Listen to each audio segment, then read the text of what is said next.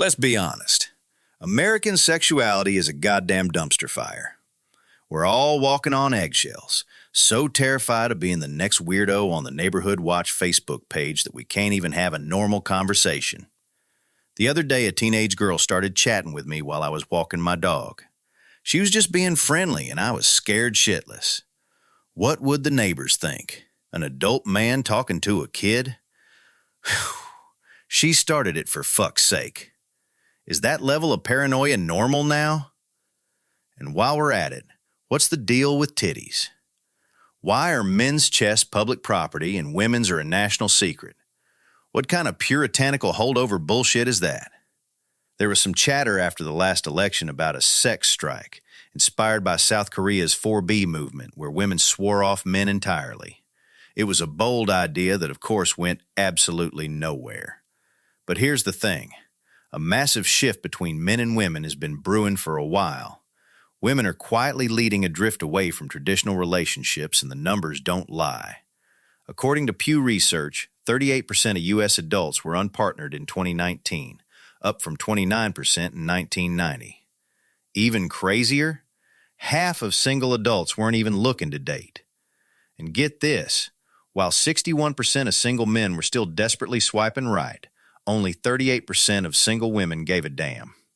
Romance isn't dead, but it's definitely on a smoke break, and asexuality is on the rise. And I think I know why. I've cracked the fucking code. Women who keep cats are more likely to be asexual. Think about it. There's something suspicious about a woman who willingly cohabitates with a narcissistic, breath-stealing, fish breath ball of hate fur. Cats are too damn independent to give you the unconditional love of a dog. They'll vanish for a week, break your heart, and saunter back in like they own the fucking place. And yet, some women adore them. My neighbor walks hers on a leash. I have to physically restrain myself from laughing. A cat replaces a man. It has no needs other than food and a place to shit, which, let's face it, makes it significantly less needy than the average dude. Maybe that's the turnoff. These cat women have a secret agenda. They've got shit to do, and sex just gums up the works. If your girlfriend suddenly brings a cat home, she's not so subtly telling you that you're too goddamn clingy. But here's where it gets devious. They'll still prowl for men, not for love, but for safety and financial security. They play a good game, making you think you're important until you're bagged and tagged. Cats are sneaky, and so are their keepers. As the great philosopher George W. Bush once said, "Fool me once, fool you twice, or fool you once and, well, you get the point." Now, add running to the mix. A cat-keeping woman who runs is exponentially more asexual. Not only is she deflecting your affection with her furry little proxy, she's literally running away from it. Fellas, if you hate sex, harbor a secret STD, or are packing an unusually tiny ween, this fast feline feminist is your dream girl. For the rest of you, consider these two ginormous red flags. I never met a real vocal feminist until recently. We'll call her Violet. Like a spoiled child, Violet always finds something to bitch about. This new wave of feminism is frighteningly similar to religious fundamentalism.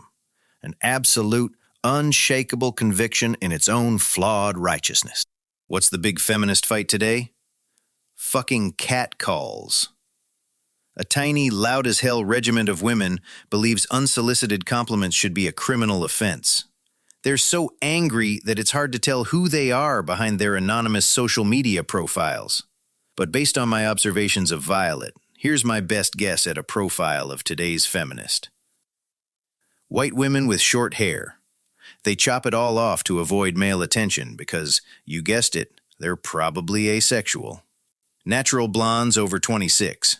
God is unkind to them as they age, and they take their hatred of wrinkles out on all of mankind.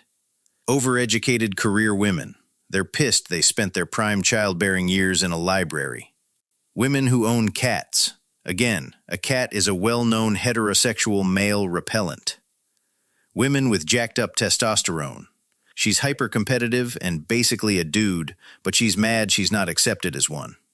Morbidly obese women, with short hair and cats. She's tired of being called fat and figures she has no chance with men anyway, so she's hoping to hook up with the blonde over 26. Thanks to these fire-breathing broads, you can't politely hold a door open, offer to help her carry something heavy, or especially tell any woman she looks nice without risking a lecture or a Rochambeau. It's a sad state of affairs. Women seem to be sending a message. It could be, "I'm a lesbian. I hate sex." Or simply, "I have given up on everything."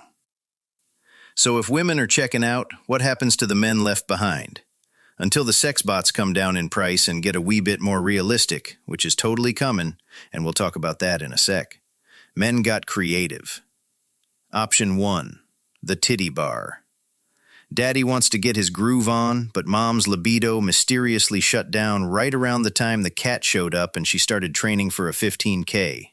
Her exit-only sign is hung loud and clear. Dad sulks, contemplates divorce, then finds out most of his buddies are in the same damn boat. Option 2, the mail-order bride. Then there are guys like fucking Fred, retired, divorced, and lonely as all hell. After striking out locally, he remembered the young, happy, beautiful, and submissive whores from his time in the Philippines. Yes, ladies, he actually said submissive. He tried an Asian dating site and immediately got scammed by a 26-year-old who mysteriously disappeared after he mailed her a laptop and cash. Undeterred, he paid for a romance tour and came back with photos of himself with a 31-year-old Chinese woman who was way out of his league.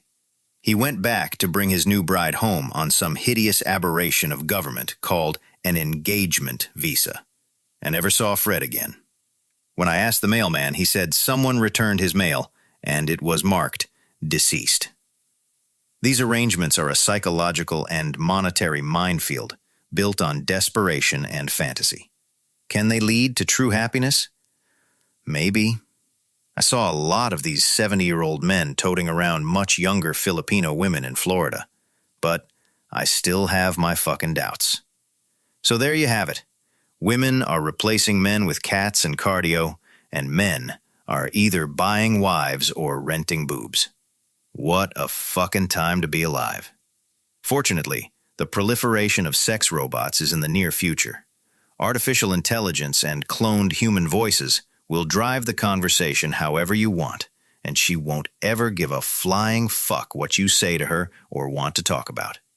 Human-like skin and lips with hyper-realistic, hydraulically alterable faces, and, certain appendages that can perfectly resemble your favorite celebrity, porn star, or, well, let's be real here, married neighbor or coworker. Heaters built in to generate that perfect 100-degree heat. Customizable pheromone ducts that you simply can't resist. And, most importantly, self-cleaning modes. And your future sex bot will take care of cooking, doing the dishes, watching the kids, cleaning the house, all without ever bitching about it.